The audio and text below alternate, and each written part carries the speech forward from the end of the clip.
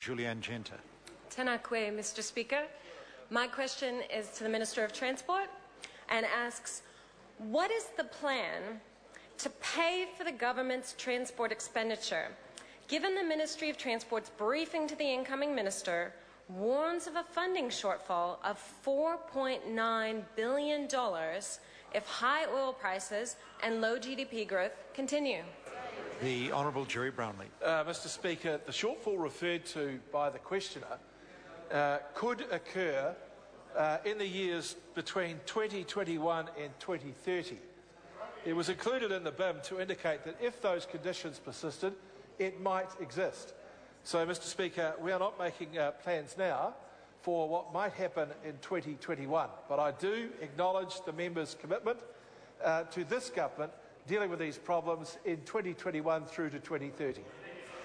Julianne Genter. Supplementary question. Is he saying that he's not concerned that his government's expensive state highway program will cost New Zealanders billions as long as the funding shortfall is well beyond his term? The Honourable Jerry Brownlee. I think my answer is yes, because the roads will cost what they cost, and until we get to 2021 or sometime in that 10-year block out to 2030, we don't know if there will be a shortfall. Julianne Genter. Supplementary question.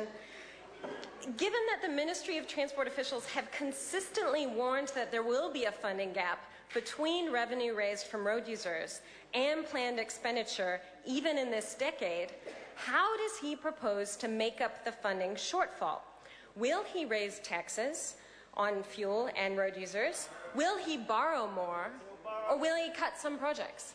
The Honourable Jerry Brownlee. Mr. Speaker, I think the advice that the member is referring to as coming from the Ministry of Transport lacks the ambition that this government has for growth in the New Zealand economy. Julianne Genter. Point of order.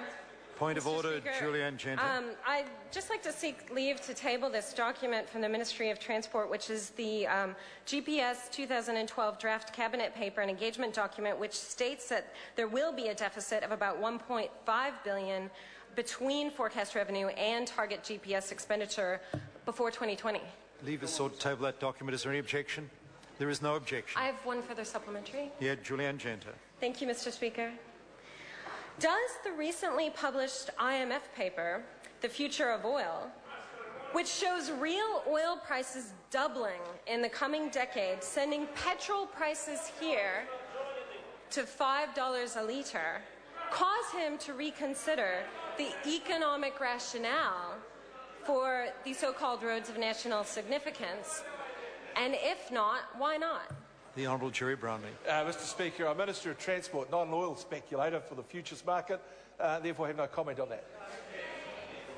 Sorry, point of order. Point of order, Julianne Genter. Point of order. I'd just like to seek leave to table this working paper from the IMF, which shows real oil prices doubling in the next decade. Leave us sought to table that document. Is there any objection? There is objection.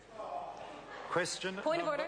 Point of order, Julianne Genter. I seek leave to table the government policy statement, which shows that in 2022, 85%. No, order. This is the government's budget policy statement? Yeah, it shows that in 2022. Well, no, we don't table documents available to all 85. members. No. Question number 10. Point of order, Dr. Russell. Thank you, Mr. Speaker. I seek leave to table a document that explains to the government that IMF stands for International Monetary Fund, because they don't seem to realise. The source of the document? It's my own annotations. No, we don't do that. Question number 10, Mark Mitchell. Thank you, Mr. Speaker.